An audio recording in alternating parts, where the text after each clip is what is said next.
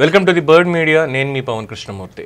రాజకీయాలకి అతీతంగా మనం మాట్లాడుకోవాల్సినటువంటి సమయం అండి. ఇక్కడ మానవత్వం అన్న ఒక పాయింటే పనిచేయాలనేది ముందుగా చెప్తున్నటువంటి ఒక చిన్న మాట.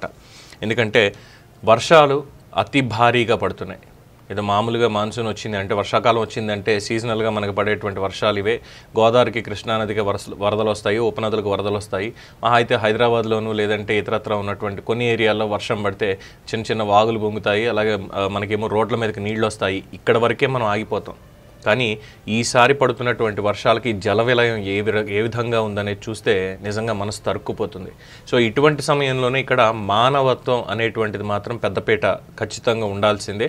సో ప్రభుత్వం కూడా దానికి తగినటువంటి చర్యలు తీసుకుంటుంది. ముఖ్యంగా కామారెడ్డి జిల్లాకు సంబంధించినటువంటిది. కామారెడ్డి మొత్తం అంతా కూడా ఎఫెక్ట్ అయింది ఈ వరదలకి.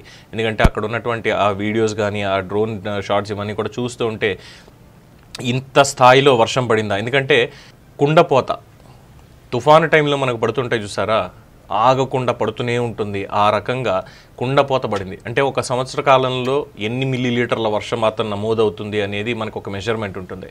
లాస్ట్ ఇయర్ చూసుకున్నప్పుడు 60 మిల్లీలీటర్ల వర్షపాతం అనేది నమోదైంది హైయెస్ట్. కానీ నిన్న ఒక్కరోజే కామారెడ్డిలో ఇప్పటికీ పడుతూనే ఉంది. ఈరోజు తెల్లవారుజామున 4:45 నుంచి మొదలు పెడితే ఇప్పటికీ ఇంకా వర్షం పడుతూనే ఉంది. తెలుగు రాష్ట్రాలకు ముఖ్యంగా 2 తెలుగు రాష్ట్రాలకి కూడా ఆరెంజ్ అలర్ట్ అనేది జారీ చేశారు. కామారెడ్డిలో మాత్రం రెడ్ అలర్ట్ ప్రకటించారు. అక్కడ ఉన్నటువంటి వాళ్ళందరినీ కూడా వరద ప్రభావిత ప్రాంతాల నుంచి బయటికి తీసుకురావడానికి ప్రభుత్వం శాయశక్తులా ప్రయత్నిస్తోంది.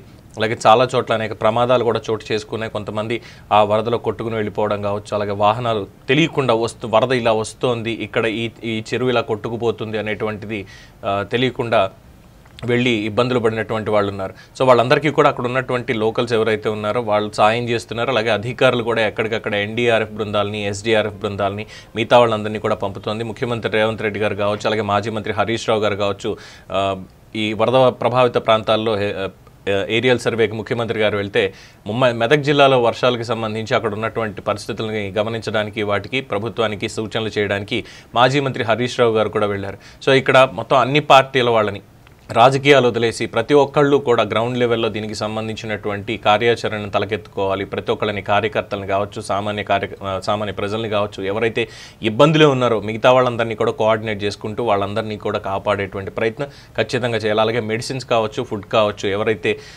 మొత్తం ట్రాన్స్పోర్టేషన్ బ్లాక్ అయిపోయి ఉన్నారో వాళ్ళందరికీ కూడా డ్రోన్ల ద్వారా ఆహార సరఫరా జరుగుతుంది. అలాగే హెలికాప్టర్ ద్వారా కూడా జరుగుతుంది. నేవీ కూడా వచ్చి జాయిన్ అయ్యేటువంటి అవకాశం ఉంది అనేది చెప్తున్నారు. దానికంటే ముందు ఎన్డీఆర్ఎఫ్ వాళ్ళు కావచ్చు, ఎస్డీఆర్ఎఫ్ వాళ్ళు కావచ్చు, వాళ్ళ శాయశక్తిలో ప్రయత్నిస్తున్నారు అందరినీ కూడా కాపాడడానికి అక్కడి నుంచి. సో చాలామందికి గత 2 రోజుల నుంచి 3 రోజుల నుంచి కూడా ఆహార పదార్థాలు లేకపోవడం, కనీసం కంటి మీద కునుకు లేకుండా, పవర్ సప్లై అనేది సరిగ్గా లేకుండా కామారెడ్డి మొత్తం అంతా కూడా జల దిగ్బంధంలో చిక్కుకుంది. సో ఇలాంటి వర్షాలు గతంలో చూసాం, ఇప్పుడు కొత్త కాదు. కానీ ఇప్పుడున్నటువంటి ఈ టెక్నాలజీ యుగంలో వాళ్ళని కాపాడడానికి కావచ్చు, లేదంటే సత్వర సహాయం చేయడానికి కావచ్చు, మన చేతుల్లో అందుబాటులో ఉన్నాయి. దానికి తగ్గట్టుగా కోఆర్డినేట్ చేసుకుంటూ స్టెప్ బై స్టెప్ ముందుకు వెళ్ళాలి. అలాగే ఎటువంటి ప్రాణ నష్టం జరగకుండా చూసుకోవాలి. ఆస్తి నష్టం అంటారా, మన చేతుల్లో లేనటువంటిది. ఒక రకంగా మన తప్పులు కూడా, మన పొరపాట్లు కూడా కొన్ని ఉంటాయి. ఎంక్రోచ్మెంట్స్ అనేటువంటివి సహజ సిద్ధంగా ఉన్నటువంటి ప్రవాహానికి అడ్డుకట్ట వేసుకుంటూ వాటిని ఇబ్బంది పెట్టేటువంటి ప్రయత్నం చేస్తున్నప్పుడు ఇలాంటివి మనకి తప్పవు. అలాగే ఇది మనం ఎక్స్పెక్ట్ చేయలేదు, ఇంత భారీ స్థాయిలో వర్షపాతం నమోదవుతుంది అనేది కూడా ఎవ్వరూ ఎక్స్పెక్ట్ చేయనటువంటిది.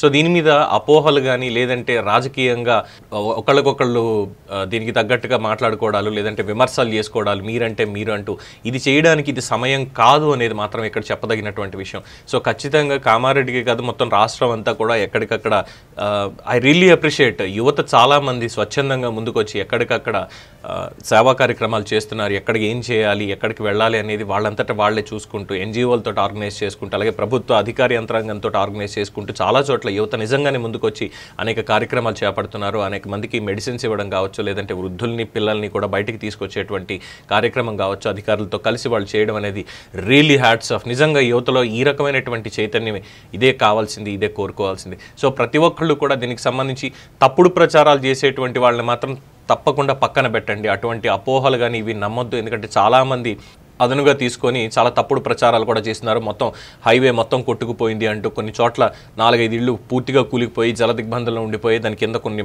పదుల మంది చిక్కుకుపోయారు అంటే ఇలా అనేక వార్తలు బయట హల్చల్ చేస్తున్నాయి. అందులో వాస్తవాలు ఏవండి, ఒక చోట కారు కొట్టుకుపోయినటువంటి ఘటన, కాపాడడానికి వెళ్తూ ఉండగా ఆ ప్రవాహం ఇంకా ఎక్కువై కారు కొట్టుకుపోయినటువంటి ఘటనలో 2 తప్పిపోయారు అనే వార్త కావచ్చు, కొన్ని చోట్ల పూర్తిగా జల దిగ్బంధంలో ఉంది అన్నటువంటి వార్తలు కావచ్చు, ఎప్పటికప్పుడు ప్రతి ఒక్కళ్ళు కూడా అందజేస్తున్నారు. దీనికి సంబంధించినటువంటి అప్డేట్స్ ప్రభుత్వం కూడా అందజేస్తోంది. ప్రతి ఒక్కళ్ళకి హై అలర్ట్ మెసేజెస్ కూడా పంపిస్తోంది. అలాగే దానికి సంబంధించి టోల్ ఫ్రీ నెంబర్స్ కూడా కలెక్టరేట్లలో పెట్టడం జరిగింది. అధికారులందరూ కూడా అప్రమత్తం అయి ఉన్నారు. సో ఇటువంటి సమయంలో మనం సమిష్టిగా పనిచేయాలి తప్ప కాపాడుకోవడానికి తప్పుడు ప్రచారాలు చేసి ఇంకా ఇబ్బందుల పాలు పెట్టడాలు, వాళ్ళని అనవసరమైనటువంటి ఇబ్బందులకు గురి చేయడాలు చేయకూడదు. ప్రజలకి అపోహలు క్రియేట్ చేసేటువంటి ప్రయత్నాలు చేయకూడదు అనేది మాత్రం చెప్పదగినటువంటి సూచన 100% ఇందులో. సో ప్రతి ఒక్కళ్ళు మనం ఉన్నాం, ఎవరో వస్తారు ఏదో చేస్తారు కాదు, మనకి మన వాళ్ళు మనమందరం ఉన్నాం అనేటువంటి ఒక భరోసా కల్పించేటువంటి సమయం ఇది. ఖచ్చితంగా ప్రతి ఒక్కళ్ళు అందరూ వాళ్ళకి మంచి జరగాలని కోరుకుందాం. అలాగే త్వరలోనే ఈ మొత్తం విపత్తంతో కూడా క్లియర్ అవ్వాలి. దానికి సంబంధించి మళ్ళీ మామూలుగా జనజీవనం అనేది సాగించాలి కామారెడ్డి అనేటువంటిది ప్రతి ఒక్కళ్ళు కోరుకుందాం. సో దీని మీద మరిన్ని అప్డేట్స్ వస్తూనే ఉంటాయి. ఎప్పటికప్పుడు అలర్ట్స్ జారీ చేస్తూనే ఉంటాం. ప్రభుత్వం ఇచ్చినటువంటి సమాచారాన్ని ప్రజలకు అందజేసేటువంటి చిరు ప్రయత్నం మేము కూడా చేస్తూనే ఉంటాం.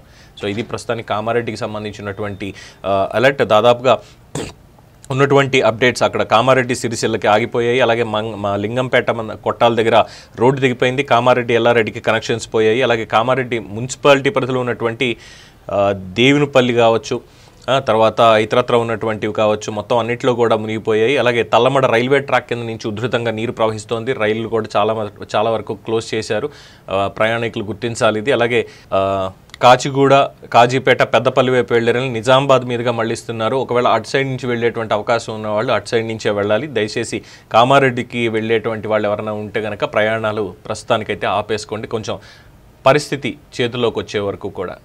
For more updates keep watching the bird media. ఈ వీడియో కనుక మీకు నచ్చినట్టయితే లైక్ చేయండి, షేర్ చేయండి, సబ్స్క్రైబ్ చేయండి. అలాగే పక్కనే ఉన్న బెల్ ఐకాన్ని క్లిక్ చేయండి.